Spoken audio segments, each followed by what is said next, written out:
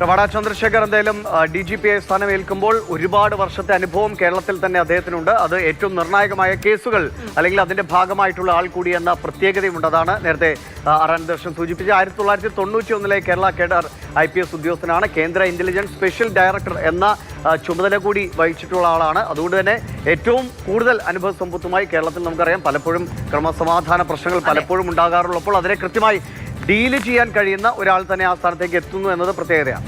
ഇപ്പോൾ അദ്ദേഹത്തിന് ഒരു കഴിഞ്ഞ ദിവസം ഈ അടുത്താണ് അദ്ദേഹത്തിന് ഒരു സ്പെഷ്യൽ ഇത് കിട്ടിയത്. അതായത് അദ്ദേഹം ഇപ്പോൾ കേന്ദ്ര ക്യാബിനറ്റിന്റെ സുരക്ഷാ സെക്രട്ടറിയായി നിയമിതരായി അവിടെയാണ് ഇപ്പോൾ ഡൽഹിയിൽ പ്രവർത്തിച്ചുകൊണ്ടിരിക്കുകയാണ്. ഈ പറഞ്ഞതുപോലെ കൂത്തുപറമ്പ് കേസിൽ അദ്ദേഹം കണ്ണൂർ ASP ആയിരിക്കുന്ന കാലത്താണ് കൂത്തുപറമ്പ് വെടിവെപ്പ് കേസ് നൽകുന്നത്. അതിന് അദ്ദേഹമാണ് നേതൃത്വം നൽകിയത്. അതിൽ അന്ന് അദ്ദേഹം പ്രതിയായിരുന്നു. പിന്നീട് 2012 കോടതി അദ്ദേഹത്തെ കുറ്റവിമുക്തനാക്കുന്നത്.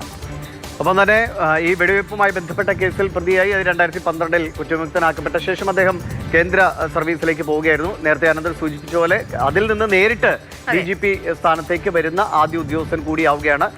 ഇതിലേറ്റവും കൗതുകരമായ കാര്യം ഒരുപക്ഷെ CPM-മായി അല്ലെങ്കിൽ നേരിട്ട് ഒരു ഇഷ്യൂവിൻ്റെ പേരിൽ ഏറ്റുമുട്ടലിലേക്ക് വന്നിട്ടുള്ള ഒരു ഉദ്യോഗസ്ഥൻ CPM ഭരണകൂടത്തിൻ്റെ കീഴിൽ തന്നെ DGP സ്ഥാനത്തേക്ക് വരുന്നു എന്നതാണ് ആറാൻദർശൻ തുടരുന്നത്. വിവരങ്ങളുമായി അനന്തൻ, എന്തായാലും CPM-നെ സംബന്ധിച്ചും റവാഡയോട് ഒരു അനിഷ്ടമില്ല എന്ന് വ്യക്തമാക്കിക്കൊണ്ടാണ് ഈ തീരുമാനത്തിലേക്ക് വേഗത്തിൽ വരുന്നതല്ലേ. ഇതിനു മുമ്പുള്ള കൂടിക്കാഴ്ചകളൊക്കെ കൃത്യമായി നടന്നിട്ടുണ്ടാകണം. മുഖ്യമന്ത്രിയുമായി തന്നെ റവാഡ ചന്ദ്രശേഖർ കണ്ടിരുന്നുവെന്ന വിവരങ്ങളുണ്ട്. എങ്ങനെയാണ് ഇദ്ദേഹത്തിലേക്ക് തന്നെ സർക്കാരിൻ്റെ ഒരു താല്പര്യമെത്താൻ ഇടയാക്കിയത്? ദിവിഷ്, ഈ കൂത്തുപറമ്പ് സംഭവത്തിൽ ഉൾപ്പെട്ട ഉദ്യോഗസ്ഥനാണെങ്കിലും CPM-ന് അങ്ങനെ അനഭിമതനൊന്നുമല്ല റവാഡ ചന്ദ്രശേഖർ. ഈ കൂത്തുപറമ്പ് സംഭവവുമായി ബന്ധപ്പെട്ട് അദ്ദേഹം കുറ്റവിമുക്തനാക്കപ്പെട്ട ശേഷം കേരളത്തിൽ പ്രധാനപ്പെട്ട പോലീസ് ചുമതലയിൽ ഇടതുമുന്നണി സർക്കാർ ഭരിക്കുമ്പോൾ തന്നെ അദ്ദേഹത്തിന് അത്തരം ചുമതലകൾ നൽകിയിട്ടുമുണ്ട്. ഈ കൂത്തുപറമ്പ് സംഭവത്തിൽ അദ്ദേഹം ഒരു പ്രധാനപ്പെട്ട വെടിവെപ്പിന് നേതൃത്വം നൽകിയ പ്രധാനപ്പെട്ട ഉദ്യോഗസ്ഥനായി CPM കരുതുന്നുമില്ല. കാരണം അന്ന് ഈ വെടിവെപ്പ് നടക്കുമ്പോൾ അദ്ദേഹം ASP ആയിരുന്നു. അദ്ദേഹത്തിൻ്റെ കീഴിലുള്ള പോലീസ് ഉദ്യോഗസ്ഥരും വെടിവെപ്പ് നടത്തിയിരുന്നു.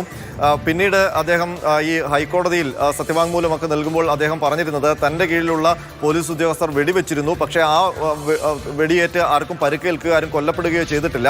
തനിക്കെതിരെ ചില രാഷ്ട്രീയക്കാരെ രക്ഷിക്കാൻ വേണ്ടി അന്നത്തെ മന്ത്രി അടക്കം രക്ഷിക്കാൻ വേണ്ടി തനിക്ക് മുകളിലുണ്ടായിരുന്ന ഉദ്യോഗസ്ഥർ, പ്രത്യേകിച്ച് അദ്ദേഹം ലക്ഷ്യമിട്ടിരുന്നത് അന്നത്തെ കോഴിക്കോട് IG ആയിരുന്ന ജേക്കബ് പുന്നൂസിനെയും DIG ശേഖരൻ മിനിയോടനെയും ഒക്കെയാണ്.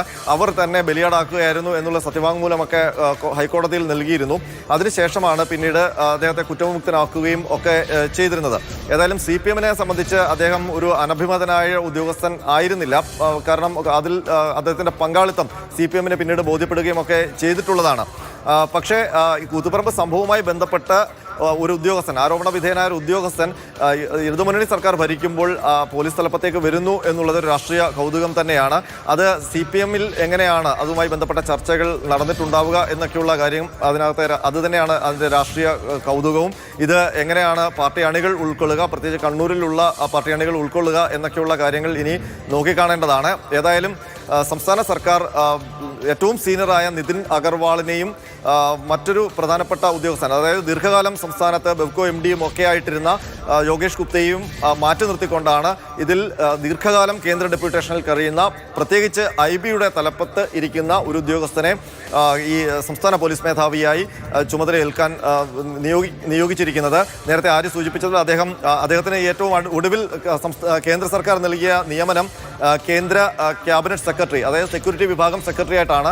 ആ നിയമനം പക്ഷേ അദ്ദേഹം ഏറ്റെടുത്തിട്ടില്ല. അത് ഓഗസ്റ്റ് 1 അദ്ദേഹത്തിന് ജോയിൻ ചെയ്താൽ മതിയായിരുന്നു. പക്ഷേ അതിനിടയിലാണ് സംസ്ഥാന പോലീസ് മേധാവിയാകാനുള്ളവരുടെ പട്ടിക തയ്യാറാക്കേണ്ട ഒരു ഘട്ടം വന്നത്. അപ്പോൾ കേരളം അദ്ദേഹത്തോട് താല്പര്യം ചോദിച്ചപ്പോൾ അദ്ദേഹം കേരള പോലീസ് മേധാവിയാകാൻ താല്പര്യമുണ്ടെന്ന് അറിയിക്കുകയും അങ്ങനെയാണ് സംസ്ഥാനത്തിൻ്റെ 6-അംഗ പട്ടികയിൽ 2ാം പേരുകാരനായിട്ട് അദ്ദേഹം കേന്ദ്രത്തിൻ്റെ UPS-ന്റെ മുന്നിലേക്ക് പോവുകയും ചെയ്തത്.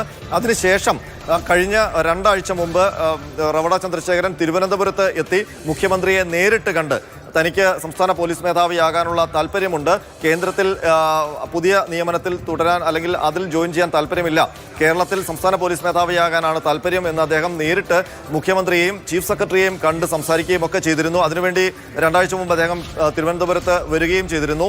ഏതായാലും പ്രതീക്ഷിച്ചതുപോലെ തന്നെ അവസാന വട്ട സൂചനകൾ അത് ശരിയായിരിക്കുന്നു. റവാഡ ചന്ദ്രശേഖരൻ തന്നെ സംസ്ഥാന പോലീസ് മേധാവി ആയിരിക്കുന്നു. അദ്ദേഹത്തെ അങ്ങനെ തീരുമാനിച്ചുകൊണ്ട് മന്ത്രിസഭാ യോഗത്തിന്റെ തീരുമാനം വന്നിരിക്കുന്നു.